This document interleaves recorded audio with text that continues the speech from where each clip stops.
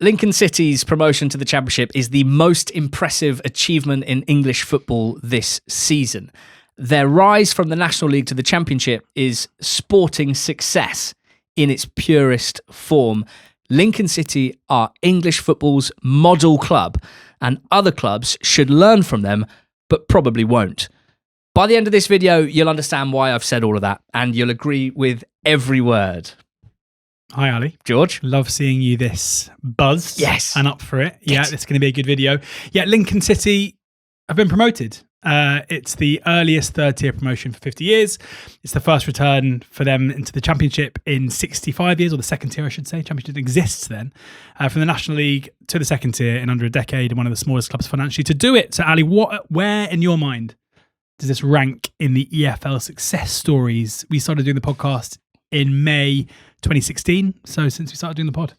Yeah, well, it's certainly in the conversation, right? To go from the National League to the Championship in 9 seasons, and with no argument, to have done that based on pure sporting merit and savvy decision-making, rather than being supercharged with cash, it's a hell of an achievement. Now, they're not the only team to have done this, okay? Let's be very clear. In fact, a lot of teams have done broadly similar.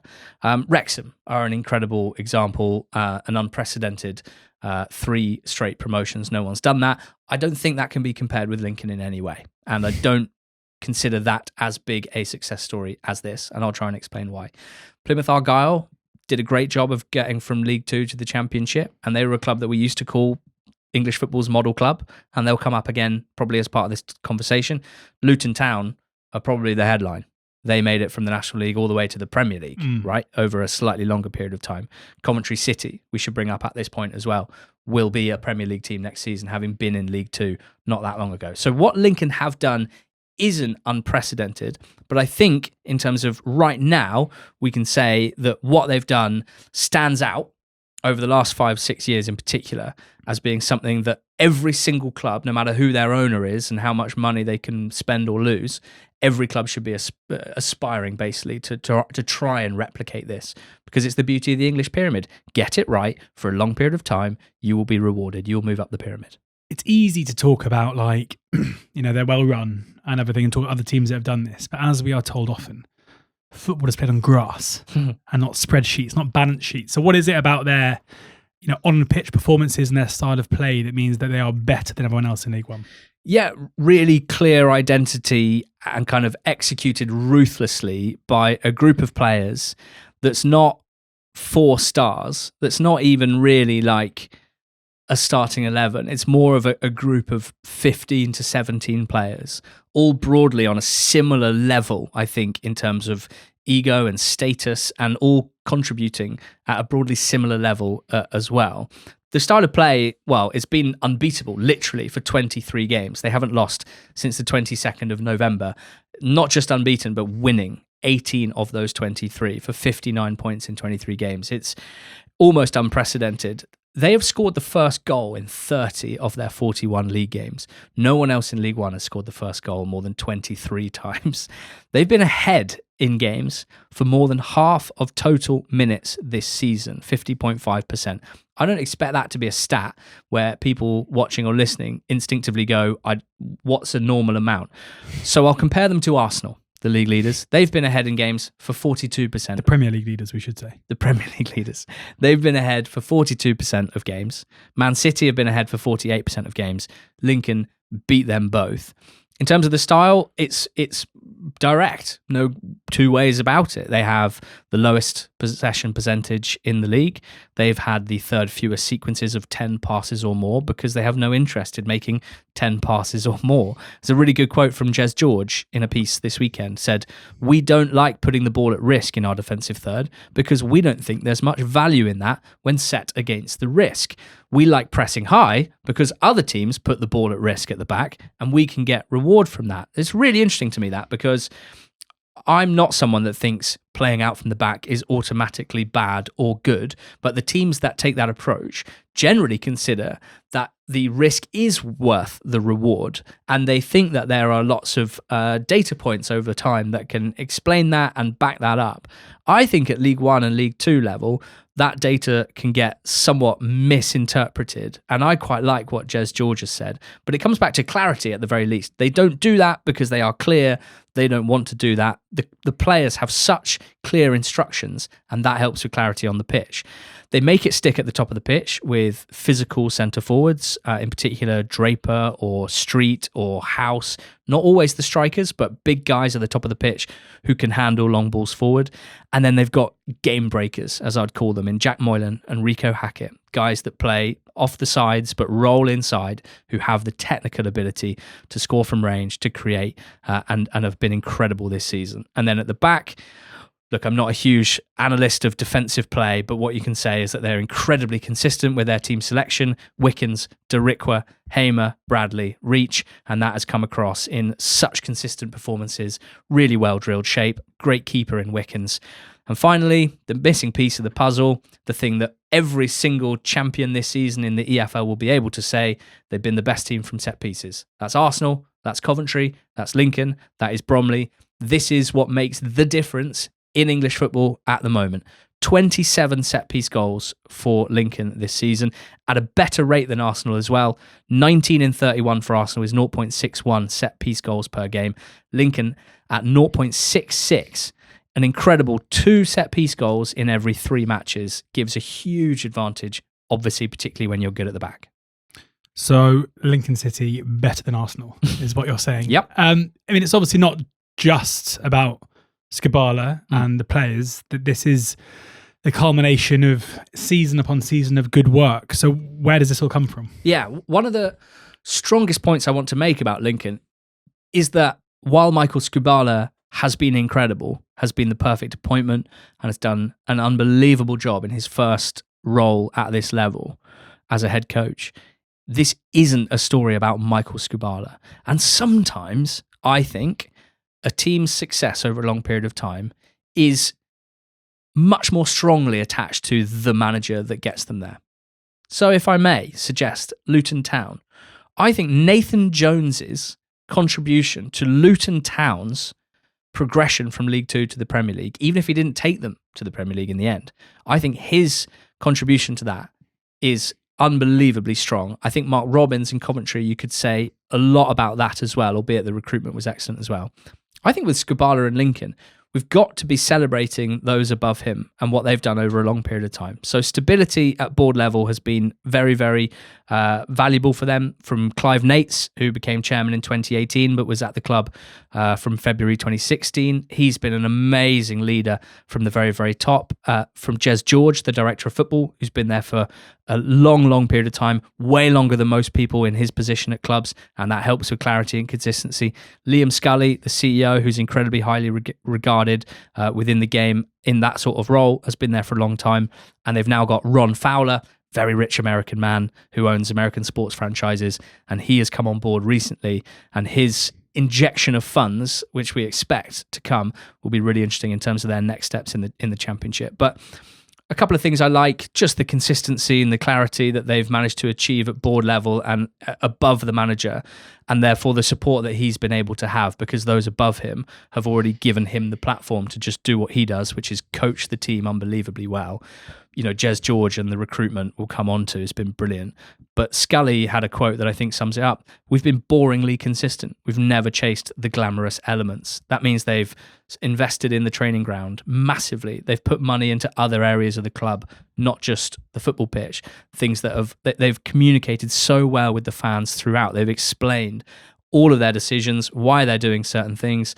And I think this is something that has really, it leads to success. But you have to do it for a long period of time, and you have to hold your nerve, and that's where most clubs go wrong. So do you think that's the key, why they are able to have success others aren't, because they use their kind of patience, I guess, as a competitive advantage? Yeah, I think patience is a great word to use.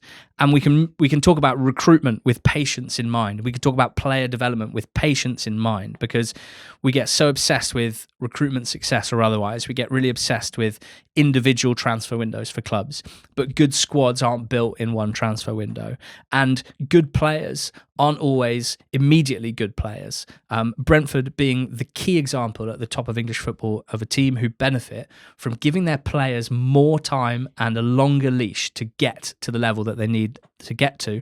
And because they have this mindset overall, they benefit from that. Now, when it comes to Lincoln, their core players this season, McGrandles and House are in their 5th season with the club. Hackett and Moylan are in their 3rd season with the club. Draper and Street, young attacking players, both of them had loans away from the club to develop elsewhere to then come back and become star players from the club. Wickens, Hamer, Darikwa, Bayliss, they were all signed the previous summer. They're in their 2nd season. Reach, Bradley, Varfolomeev and Riley Towler are in their 1st season at the club. So in this way, I think you get the compound benefits of continuity, right?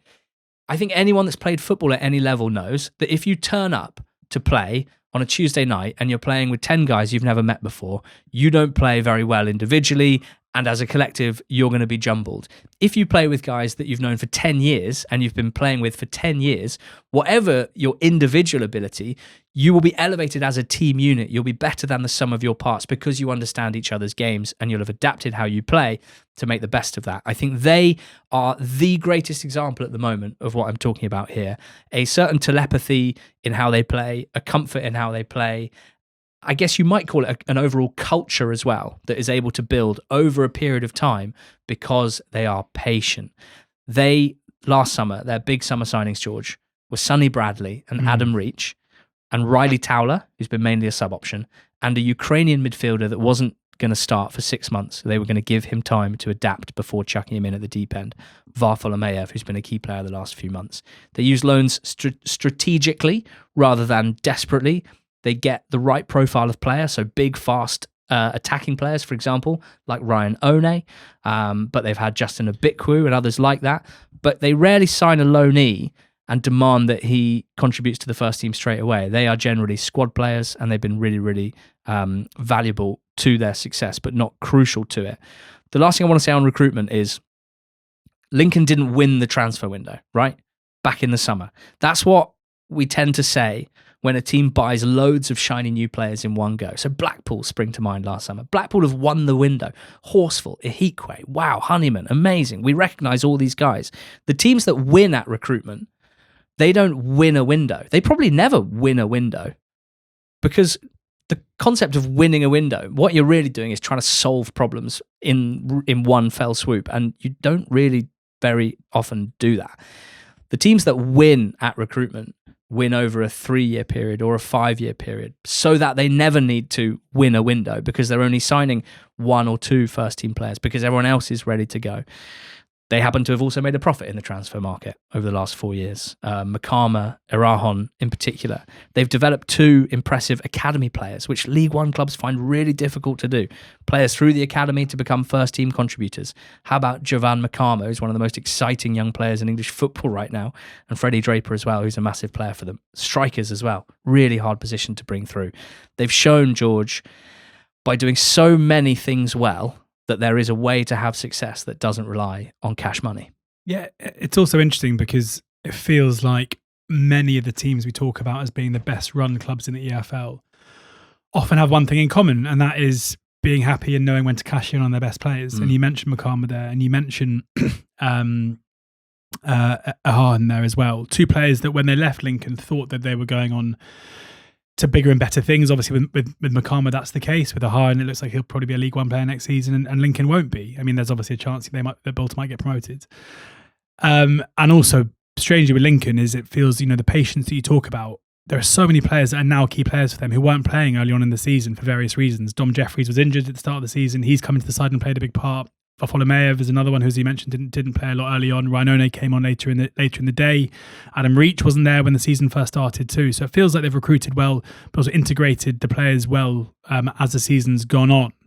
I mentioned Argyle in terms of being another team who at various points in their rise up the league, sold key players, and that was seen as a good thing. Morgan Whittaker, Barley Mumba, other players. When they went up to the Championship, they kind of got chewed up and got spat out, where it felt like all the processes that made them one of the best run clubs in the country had to kind of fall away in order to try and compete. Do you worry for Lincoln in terms of whether or not they'll be able to maintain what they do and still be competitive at the Championship level? Yeah, I do worry, and I'm so impressed by them, but it's very clear that moving up to the Championship is another ball game entirely. You can have been incredible, impeccable up to this point, but it's a whole new test right now. Obviously, they'll have the lowest budget in the league, right? Or at least bottom three. Now, they've overachieved their budget by like 15 places this season. They're a bottom half League One budget. To survive in the Championship, they'll need to overperform it by 4 places. And that doesn't seem like too impossible. But Argyle are really important to bring up because I was calling them the model EFL club 3 or 4 years ago. And I think a lot of the things I said about Lincoln, Argyle were kind of front runners, but they're now a massive cautionary tale. And that's because like the financial pressures of the Championship are insane. It's a whole new ballgame. So how do you compete while avoiding ramping costs up so much? And how do you compete while maintaining the club's like spirit and positivity? And can you compete and essentially scrap and battle and keep the fans really bought in when you're losing more than you win? Can you hold your nerve with all the stuff I've talked about, the patience and the clarity of style of play, but also of what you do off the pitch? Can you hold your nerve where you're just constantly up against it and constantly being punched in the face? And, Argyle I bring up a lot. But what's interesting to me is when they went up in League One, from a financial point of view, that season, their income as a club was £15 million. Lincoln's, in their last reported results, is 8.5 million. So they make about 60% what Argyle made as a club before promotion. Argyle's average attendances were 15.5k. Lincoln's are 9.3k, so about 60% of their average attendance. So actually, Oxford United, from a financial point of view, are the most comparable club. When your Oxford went up, your revenue was 8.4 million quid. So almost exactly what Lincoln's was last season in the year before promotion, but that's all we've got to go off. Now, what we know from Oxford's experience of the Championship is that Lincoln's revenue will probably more than double because you get 9 million quid more from the TV deal and the parachute payment on the Premier League solidarity payments. You probably get an extra 1.5 mil from ticket sales.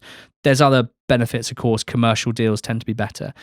But to compete in any way with any Championship club for any players who are going to expect a certain wage, the costs fly up. And that's not necessarily an issue in the first year, or you might not think it's an issue in the first year because you're enjoying the benefits of your revenue being raised. But if you come back down to League One, you often have got yourself in a position where your costs are so much higher than they ever were, and you can't get rid of them so quickly. There are no parachute payments coming down from Championship to League One, but the effect is broadly similar. And that's what Argyle have struggled with and what I worry about with Lincoln. They've been very clear they're not going to change how they do things and they're not going to spend beyond their means. But you know what it's like, George, as an Oxford fan, and you've written really well about this. It's like, It is a league that just feels incredibly unfair in some ways. Yeah. I mean, in order to compete, like Oxford are lucky that our owner is a billionaire. So even though we're not allowed to spend that much money because of PSR rules, the financial clout is there to spend fees that by Championship standard are minuscule, by Oxford standards are massive. 2 million, 2.5 million for Brian de Keersmaker, for example, which for Lincoln, we'll have to see what the desire is in terms of spending. And there's also the issue that if you've got players who've just won a league title in League One with an 100-point tally, chances are there are going to be players there who are going to be wanted by clubs that can pay a lot more than you. So do you completely break your wage structure to keep them? Or do you accept you're going to have to sell on and try and reinvest elsewhere? It's going to be interesting to see what they do because it's not easy. I think often when you come up, you're playing at I think if you're a top level League One club, you're probably going to be competitive in the Championship at the bottom end, and that can sustain you for a season, like Oxford found, like Plymouth Argyle found out. But as you try and change things and as managers go and as players go, gravity takes hold, basically. And that's probably the eventuality that Lincoln will face unless they can find a way to bridge that gap. And for the reasons you spoke about, maybe they're better set to do so than other ones. But what do you reckon? Do you think they can do it? Do you think they can survive? Because I reckon maybe, and it certainly feels like they're under Skubala and their style of play, they could be quite well suited to a consolidation season. Mate, I think they can definitely survive in the Championship. No doubt about that in the first season. Your point is the most important one. The thing that I worry about is not the first season, and it's not where they finish in the table in the first season. It's how you keep going. It's how you handle the step up financially when you're up against it in terms of revenues, in terms of attendances. They are going to be a tiny fish in that pond. It's year 2 and year 3, I think, where it gets really hard. And that's where you can make decisions that cause much longer term issues. I'm really confident that those running Lincoln City are not going to let that happen. So I am very confident in it. And the thing I'm most excited to see is if they do something very brave in their recruitment this summer and they keep their squad together and start next season broadly with the same group of players that understand the way to play. But if they sign players and give them time, give them patience, like Brentford do, like they've done with Varfolomeev, they would be doing something that no one's ever done, I think, in the Championship by coming up and signing players and saying to their fans, we don't expect them to contribute straight away. We're not asking them to, but we are continuing to succession plan our way forward. That's what's got them this far in terms of their squad building.